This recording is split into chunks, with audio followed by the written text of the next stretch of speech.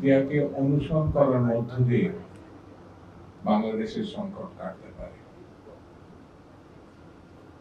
শেখ মুজিব বাংলাদেশের চতুর্থ সংসদের মধ্য দিয়ে একদল প্রতিষ্ঠা করেছিলেন, সকল দল ব্যান করেছিলেন, এমনকি আওয়ামী লীগকেও বাতিল করেছিলেন।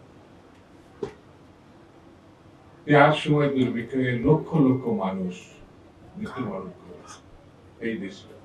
তিনি সকল সংবাদপত্র, চাকরি বাজার সব বাতিল করেছেন।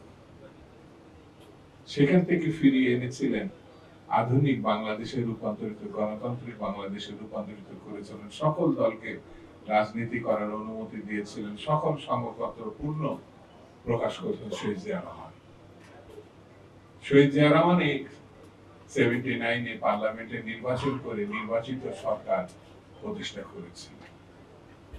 আজকে যে জায়গাটায় প্রায় 10 মাস হতে চলল গণ অভ্যুত্থানে, স্বৈরতন্ত্রের পতন হলো, আমরা এখনো গণতান্ত্রিক বাংলাদেশ নির্বাচনের জন্য যে পদক্ষেপ সেটা নিতে পারিনি। সেটা হচ্ছে সাধারণ নির্বাচন অনুষ্ঠিত করা সম্ভব নয়। সংস্কারের নামে শেখ হাসিনার মতো উন্নয়নের সবক শোনাচ্ছে এই সরকার আমাদেরকে। যতদিন নির্বাচিত সরকার প্রতিষ্ঠা করা সম্ভব না হবে, ততদিন ফ্যাসিবাদকে কাপন করা চূড়ান্ত করা যাবে না। একেবারে শেষ পদক্ষেপটি যতদিন আমরা নিতে না পারবো, অর্থাৎ নির্বাচিত সরকার প্রতিষ্ঠা করতে না পারবো, ততদিন পর্যন্ত সংকট দূরীভূত হবে না। পার্শ্ববর্তী দেশ ভারত, যাকে স্বৈরতান্ত্রিক ব্যবস্থার মূর্ত প্রতীক শেখ হাসিনাকে জায়গা দিয়েছে, সেই দেশ আমাদের বিরুদ্ধে লাগাতার অপপ্রচার করছে। সেই দেশকে রুখতে হলে নির্বাচিত সরকার দরকার, এছাড়া কোনো পথ নাই। দেশনেত্রী বেগম খালেদা জিয়া বলেছেন, গণতন্ত্রের পথে যাত্রা বারবার বিঘ্নিত হচ্ছে।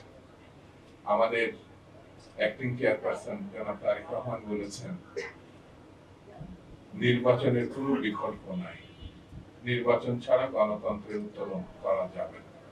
আজকে শহীদ জিয়ার 44তম শাহাদত বার্ষিকীতে শুধু আমার একটি কথা, এই সরকারের সঙ্গে আমরা আছি, বিএনপি আছে, কিন্তু সরকার যেন বিভ্রান্ত না হয়, ভুল পথে না যায়, সেই জন্য আমরা তাকে স্বাভাবিক গ্রহণযোগ্য পথে আনার জন্য সমালোচনা করি।